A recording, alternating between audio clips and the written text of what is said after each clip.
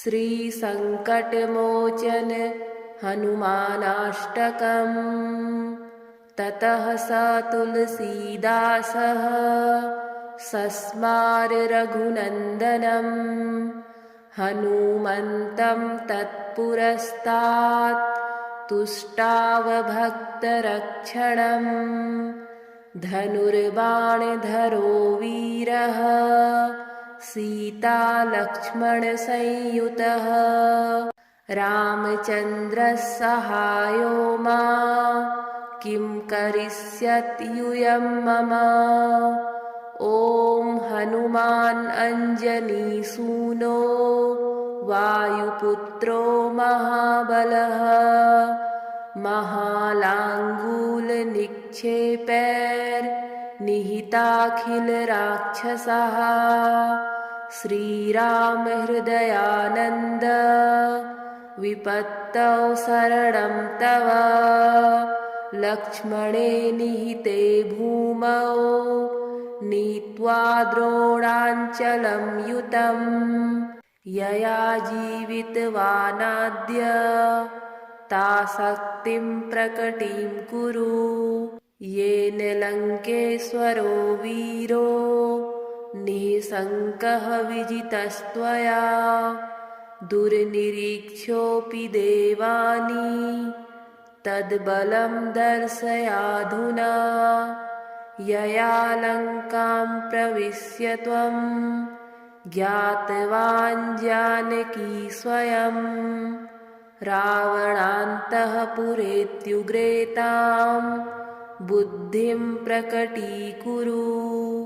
रुद्रावतार भक्तार्ती विमोचन महाभुज। कपिराज प्रसन्नस्त्वं शरणं तव रक्ष माम्। इत्यष्टकं हनुमतः यः पठेत् श्रद्धयान्वितः सर्वकष्टविनिर्मुक्तो लभते वाञ्छितफलम्। ग्रहभूतार्दिते घोरे रणे राजभयेऽथवा त्रिवारं पठेन्नाच्छीघ्रं नरो मुच्येत् सङ्कटात्। ततः स तुलसीदासः सस्मार रघुनन्दनम् हनुमन्तं तत्पुरस्तात् तुष्टावभक्तरक्षणम्। धनुर्बाणधरो वीरः सीतालक्ष्मणसंयुतः रामचन्द्रः सहायो मां किं करिष्यत्यूयं मम। ॐ हनुमान् अञ्जनीसूनो वायुपुत्रो महाबलः महालाङ्गूलनिक्षेपैर्निहिताखिलराक्षसः। श्रीरामहृदयानन्द विपत्तौ शरणं तव। लक्ष्मणे निहिते भूमौ नीत्वा द्रोणाञ्चलं युतम्। यया जीवितवानाद्य ताशक्तिं प्रकटीं कुरु। येन लङ्केश्वरो वीरो निःशङ्कः विजितस्त्वया। दुर्निरीक्षोऽपि देवानि तद्बलं दर्शयाधुना। यया लङ्कां प्रविश्य त्वं ज्ञातवान् जानकी स्वयं। रावणान्तःपुरेत्युग्रेतां बुद्धिं प्रकटीकुरु। रुद्रावतार भक्तार्ती विमोचन महाभुज। कपिराज प्रसन्नस्त्वं शरणं तव रक्ष माम्। इत्यष्टकं हनुमतः यः पठेत् श्रद्धयान्वितः सर्वकष्टविनिर्मुक्तो लभते वाञ्छितफलम् ग्रहभूतार्दिते घोरे रणे राजभयेऽथवा त्रिवारं पठेनाच्छीघ्रं नरो मुच्येत् सङ्कटात्। ततः स तुलसीदासः सस्मार रघुनन्दनं हनुमन्तं तत्पुरस्तात् तुष्टावभक्तरक्षणम्। धनुर्बाणधरो वीरः सीतालक्ष्मणसंयुतः रामचन्द्रः सहायो मा किं करिष्यत्यूयं मम। ॐ हनुमान् अञ्जनीसूनो वायुपुत्रो महाबलः महालाङ्गूलनिक्षेपैर्निहिताखिलराक्षसः श्रीरामहृदयानन्द विपत्तौ शरणं तव। लक्ष्मणे निहिते भूमौ नीत्वा द्रोणाञ्चलं युतं यया जीवितवानाद्य ताशक्तिं प्रकटीं कुरु। येन लङ्केश्वरो वीरो निःशङ्कः विजितस्त्वया दुर्निरीक्षोऽपि देवानि तद्बलं दर्शयाधुना।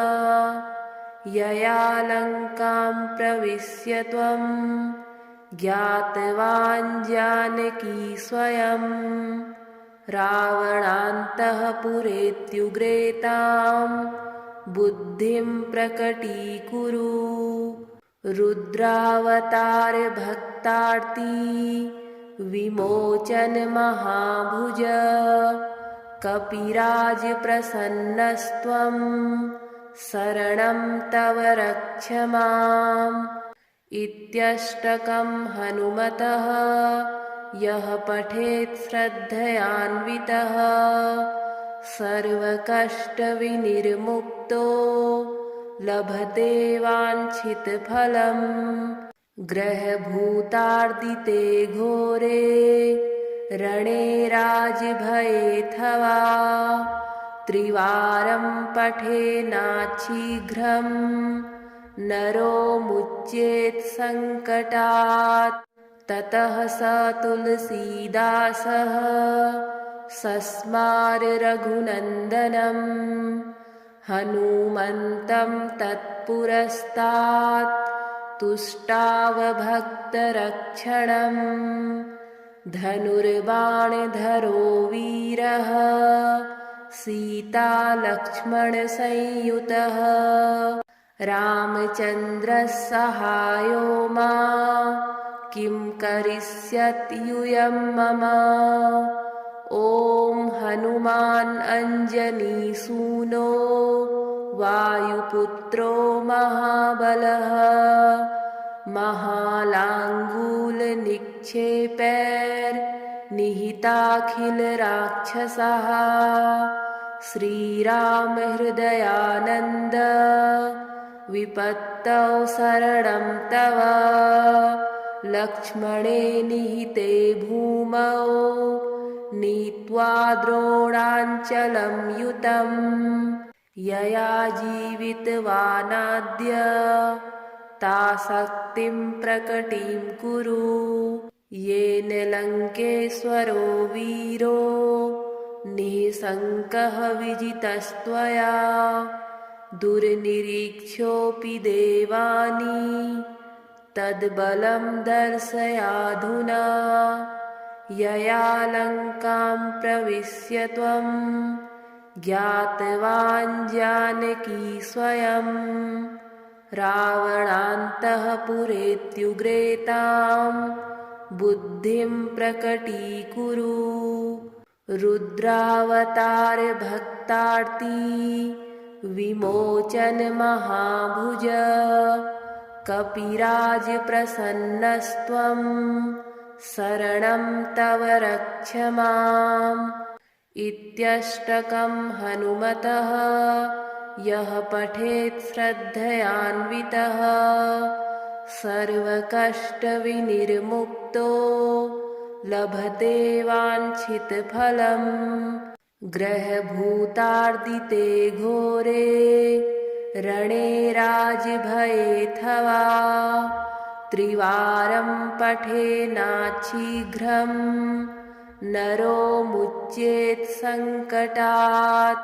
ततः स तुलसीदासः सस्मार रघुनन्दनं हनुमन्तं तत्पुरस्तात् तुष्टावभक्तरक्षणम्। धनुर्बाणधरो वीरः सीतालक्ष्मणसंयुतः रामचन्द्रः सहायो मा किं करिष्यत्यूयं मम। ॐ हनुमान् अञ्जनीसूनो वायुपुत्रो महाबलः महालाङ्गूलनिक्षेपैर्निहिताखिलराक्षसः श्रीरामहृदयानन्द विपत्तौ शरणं तव।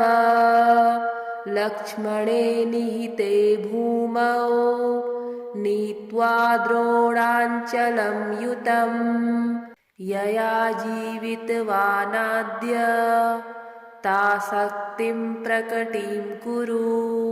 येन लङ्केश्वरो वीरो निःशङ्कः विजितस्त्वया दुर्निरीक्ष्योऽपि देवानि तद्बलं दर्शयाधुना। यया लङ्कां प्रविश्य त्वं ज्ञातवान् जानकी स्वयं रावणान्तःपुरेत्युग्रेतां बुद्धिं प्रकटीकुरु। रुद्रावतार भक्तार्ती विमोचन महाभुज कपिराज प्रसन्नस्त्वं शरणं तव रक्ष माम्। इत्यष्टकं हनुमतः यः पठेत् श्रद्धयान्वितः सर्वकष्टविनिर्मुक्तो लभते वाञ्छितफलम्। ग्रहभूतार्दिते घोरे रणे राजभयेऽथवा त्रिवारं पठेन्नाच्छीघ्रं नरो मुच्येत् सङ्कटात्।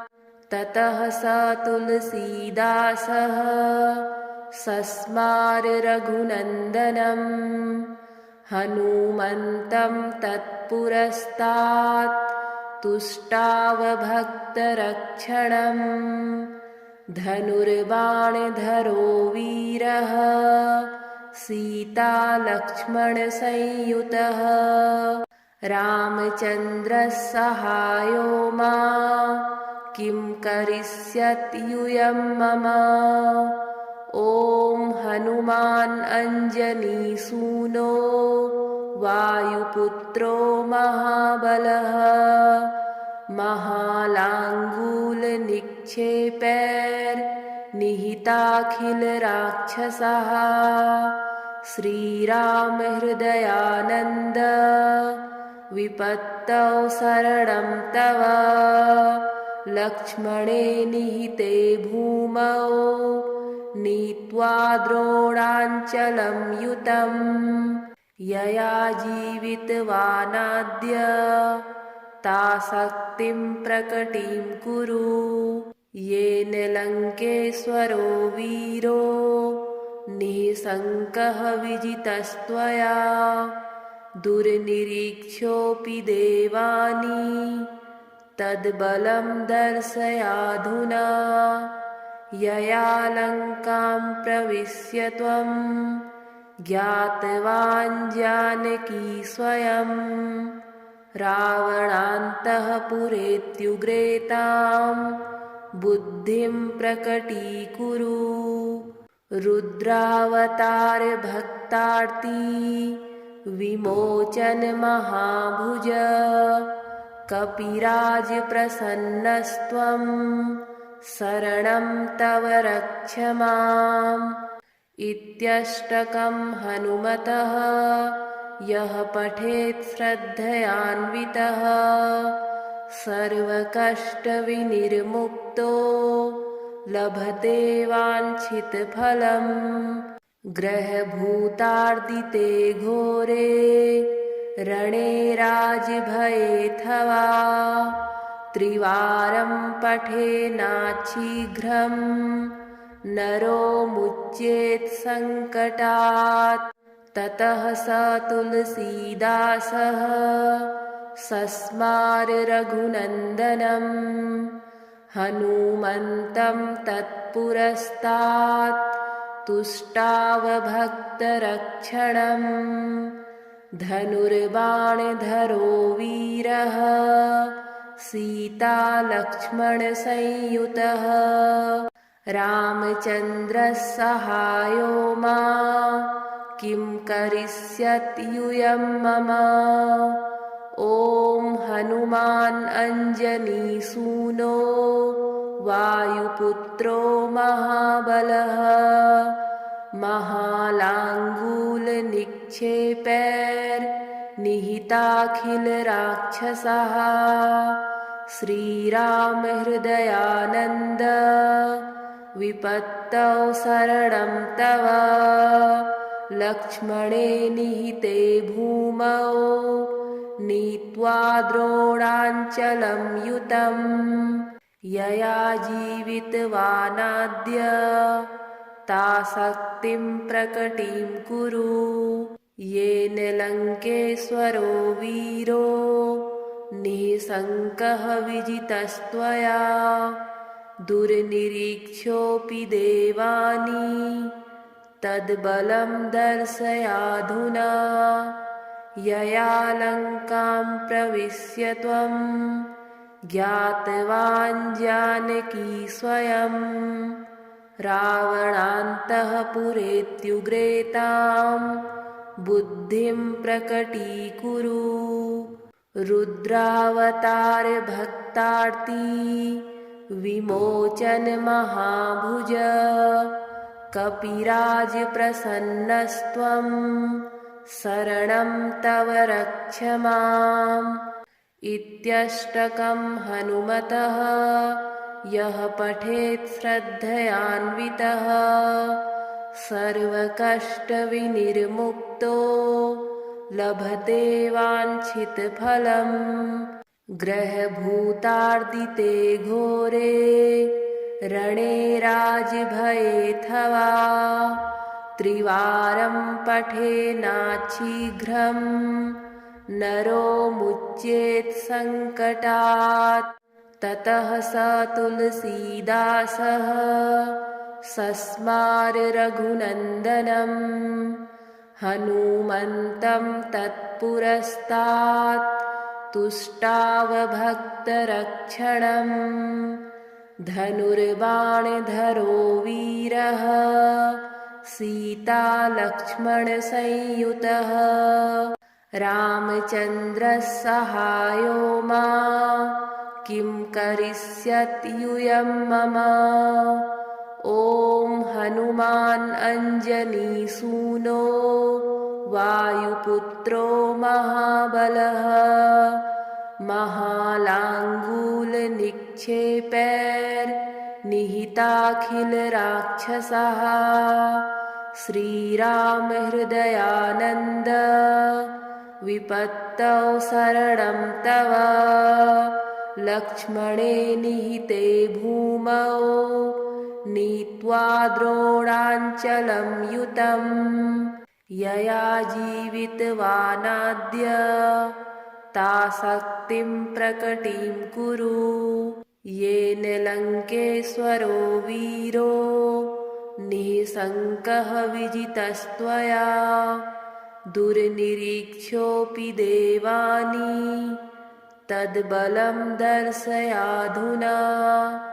यया लङ्कां प्रविश्य त्वं ज्ञातवान् जानकी स्वयं रावणान्तःपुरेत्युग्रेतां बुद्धिं प्रकटीकुरु रुद्रावतार भक्तार्ती विमोचन महाभुज कपिराज प्रसन्नस्त्वं शरणं तव रक्ष माम् इत्यष्टकं हनुमतः यः पठेत् श्रद्धयान्वितः सर्वकष्टविनिर्मुक्तो लभते वाञ्छितफलम् ग्रहभूतार्दिते घोरे रणे राजभयेऽथवा त्रिवारं पठेन्नाच्छीघ्रं